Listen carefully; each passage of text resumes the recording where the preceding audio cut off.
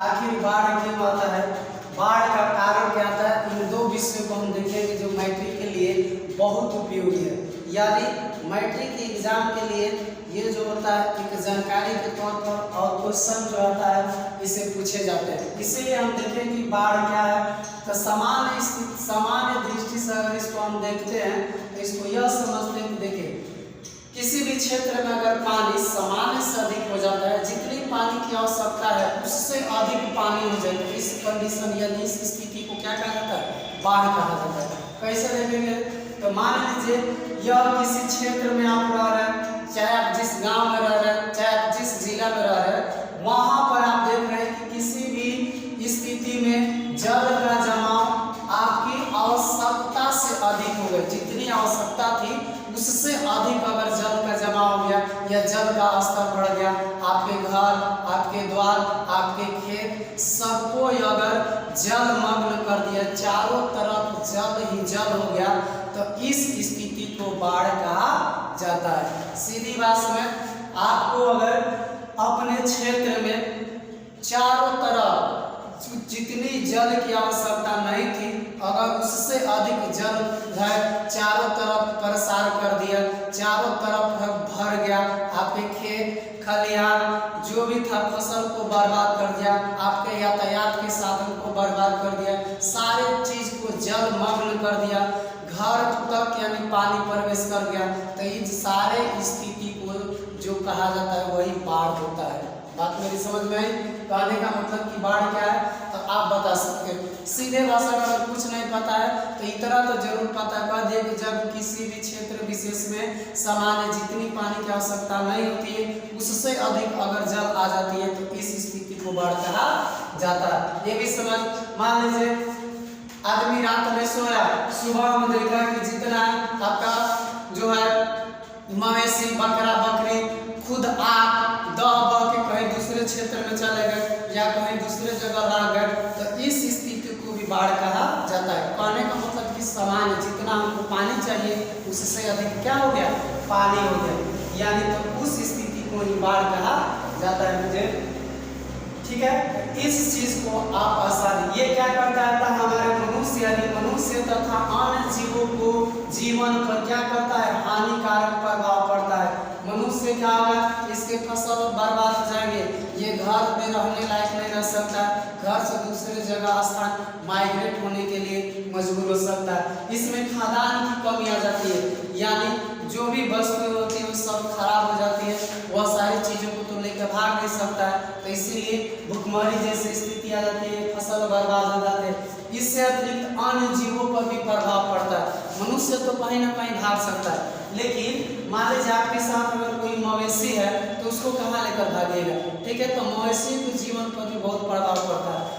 आप तो कुछ ना कुछ किसी मददगार के द्वारा आप कुछ ना कुछ खा सकते हैं, कोई कुछ ला कर दे दे तो आप खा सकते हैं, लेकिन ये जो है जीव मवेशी है उसको तो घास फूस चाहिए, लेकिन घास फूस की स्थिति क्या हो जाएगी, सारी समाप्त हो जाती है, तो ऐसे कंडीशन मवेशी भी मरने लगते हैं। तो इस स्थिति को बाढ़ कहा जाता है जब चारों तरफ जलमग्न हो जाए, आपकी दैनिक स्थिति को बाधित कर दे, आपके परिवहन को बाधित कर दे, आपके जीवन को बाधित कर दे, आपके गृह को बाधित कर दे, तो ऐसी स्थिति को बाढ़ कहा जाता है। मुझे उम्मीद है कि आपको ये बात समझ में आ गई होगी। आगे देखते हैं बाढ़ के कारण। तो भाई बाढ़ के कारण भी अनेक होते हैं। पहला होता है मानसून के दौरान सामान्य से अधिक बढ़ता, यानी मानसून जो होता है, जो बारिश होती है, अगर बारिश मान लीजिए सामान्य से अधिक जितनी बारिश की हमको आवश्यकता है उससे अधिक बारिश हो जाएगी, तो बारिश हो जाएगी तो सारे खेत खलिहान भर जाएंगे, तो भर जाएंगे तो उस स्थिति में फसल नहीं होगी। तो कह सकते हैं कि कम समय में अधिक अगर बारिश हो गया जिससे चारों तरफ जलमग्न हो गया, तो ये भी जो होता है बाढ़ बन जाता है, मतलब मानसून के कारण भी बाढ़ उत्पन्न हो सकते हैं। दूसरा पॉइंट है ग्लेशियर के बर्फ पिघलने के कारण। ये आपको पता होगा कि पृथ्वी की तापमान यानी जो वायुमंडल की तापमान बढ़ रही है, तो तापमान बढ़ने के कारण CO2 की मात्रा दिन प्रतिदिन बढ़ रही है। CO2 की मात्रा बढ़ेगी तो नॉर्थ यानी उत्तरी ध्रुव और दक्षिणी ध्रुव में जो भी हमारे पास यहाँ पर क्या है बर्फ जो जमे हुए हैं वह बर्फ तापमान के कारण क्या होता है, पिघलने लगता है। ये बर्फ जो होंगे तापमान के कारण उत्तरी ध्रुव और दक्षिणी ध्रुव ये दोनों बर्फ जो होते हैं पिघलने लगते हैं। अब पिघल कर किसी न किसी रूप में ये कहाँ आएंगे, तो ये पकड़ेंगे नदियों के मार्ग, क्योंकि बर्फ पिघलेगा तो पर्वत पहाड़ से नीचे कहाँ आएगा, नदियों में। अब नदियों में मान लीजिए मानसून का ही दौर है, पहले ही से पानी भरा हुआ है, ठीक है। हो सकता है तापमान अधिक हो और पानी भर जाए, तो ये जो ग्लेशियर का बर्फ पिघलेगी तो पानी के रूप में आएंगे, तो पानी के रूप में आएंगे तो नदी में जाएंगे। नदी का मान लीजिए जल स्तर पहले ही से और जाकर मिल गया तो ये जल स्तर को और बढ़ा देगा। यानी कहने का मतलब है कि उसकी क्षमता, नदी का जितना क्षमता जल रखने की है वह क्षमता वह खो देगी। जैसे ही उस क्षमता को खोएगी तो नदी अपना मार्ग बदल देगी, पानी का मार्ग जो होगा वह बदल जाएगा।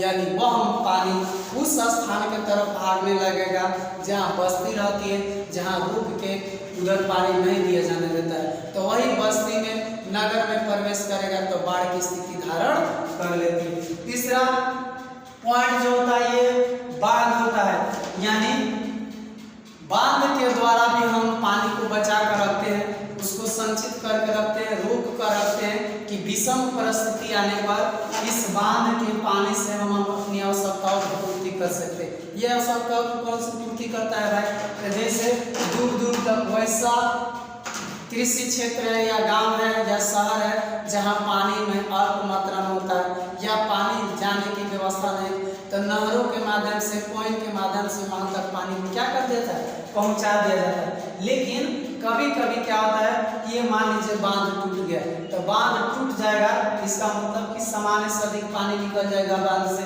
और जब यह पानी निकलेगा तो ये भी बाढ़ का ही धारण करेगा। मुझे उम्मीद है कि ये तीनों जो बात है आपको समझ में आगे जो होता है नदियों में जल की स्तर बढ़ने से ये जल का स्तर क्या है, चारों तरफ से पानी मान लीजिए दिन प्रतिदिन नदी में बढ़ रहा, तो नदी में जब पानी बढ़ेगा तो वह तो इधर उधर करेगा।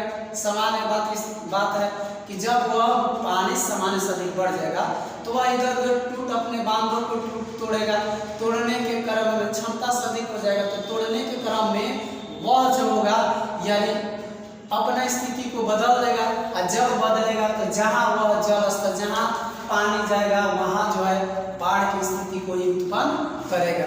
समझ में आया मेरी बात। आगे है नदियों में जल रखने की क्षमता की कमी। हम यह भी देख रहे हैं कि दिन प्रतिदिन जो प्रकृति के द्वारा हमें नदी प्राप्त हुई है वह नदी दिन प्रतिदिन सिल्ट के कारण, मिट्टी के कटाव के कारण, बाढ़ के कारण, ये सारी स्थितियां कारण सब जो होता है सिल्ट लेकर जाता है कहाँ, नदी में। अब नदी की गहराई, नदी में ये सारे दब बह के जाते हैं।